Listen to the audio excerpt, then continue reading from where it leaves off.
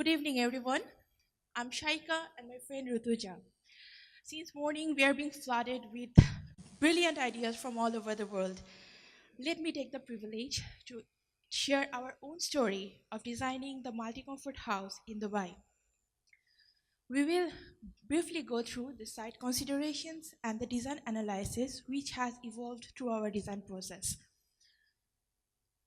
So, Dubai, as we all know it already, the city of luxury shopping, ultra modern architecture, and a very vibrant nightlife. The most prominent feature about our site was the creek, and our site is just beside the creek. So we took at it as a design criteria while designing for it. We have a long uh, pedestrian way along the creek, which will be covered as per the future proposals. So it was also a great design criteria for our design. Another great aspect was to maintain the visual connection between the creek and the city life. Moving on to the site exploration, since Dubai has a very high sunpath, we proposed east-west elongated building masses so that we can have the least exposure to the sun. And we welcome the creek water to create very dramatic spaces. And respecting that creek line, we aligned our building masses according to the perpendicular to the creek line. We created some very playful voids within the masses so that it can be very interactive and playful. And we cut the edge to have a better view. Um, the most distinguished feature of our design, I'd say, is the green connections.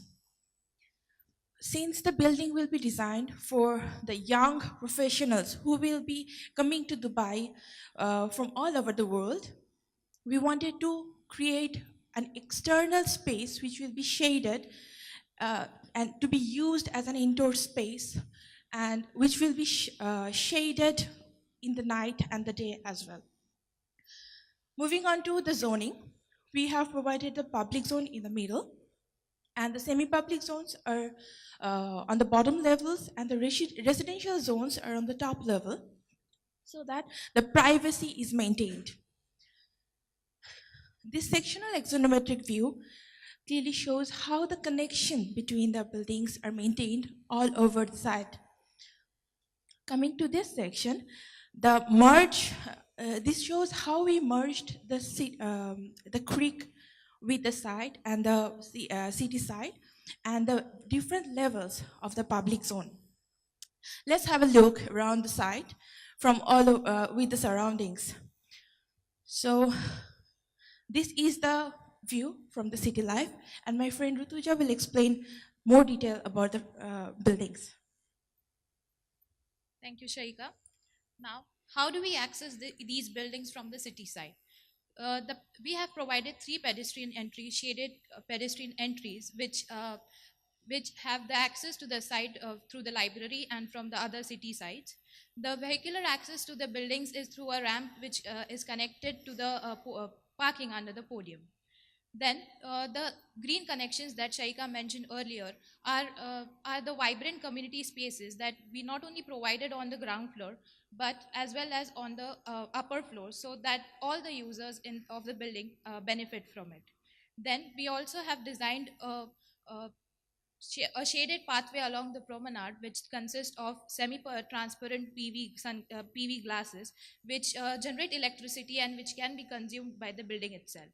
Focusing on a part of the building, the roof is the most exposed and the most vulnerable to sun exposure. So to minimize this, we introduce a vernacular system known as sky thumb. Also, the temperature difference between the daytime and the nighttime in Dubai is significant. So for this, we came up to the solution of phase change materials, which will be very appropriate for these walls. Then this is a typical building plan showing the residential module units, which are placed at a certain angle so that there's view towards the creek, and also they are shaded all during the daytime. The corridors are singly loaded, so this helps in the cross ventilation if required during the night time. Then the also an important aspect here is humidity. The humidity in Dubai is we know creates discomfort. Uh, the less the humidity in the air, the more cooler it is. So by proposing dehumidifying plants along the screen in the balconies, this will help to capture the moisture from the air and make it cooler. Moving on to the residential units, we have designed a standard modular unit which gets transformed into 1, 2, and 3 bedroom apartments. We have provided more of the studio apartments. Looking into the construction details, we have used the ISOVER construction details, which has helped us to achieve the energy building performance.